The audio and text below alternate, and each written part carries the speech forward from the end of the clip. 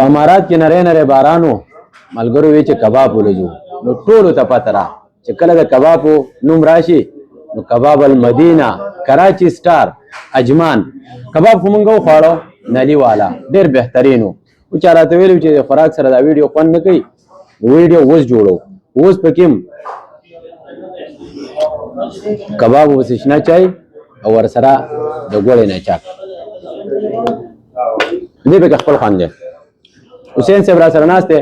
د کباب المدینه کراچي سټار اونر سهیل صاحب را سره ناست دی تاسو یقین وکړئ چې زه خو مخکې هم راغلی ما خو نن رالم داسې مې فیل کړه لکه بالکل په خیبر پښتونخوا کې چې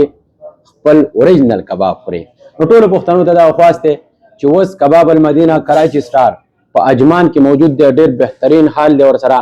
فیملی دپاره هم که بچي راولی راشئ یو پیره راشئ د دوی سروس هم وګورئ کباب هم وګورئ او که چېرې نور خوراکونه کوئ پاکستاني ټول خوراکونه میلاویږي یو ځل راشئ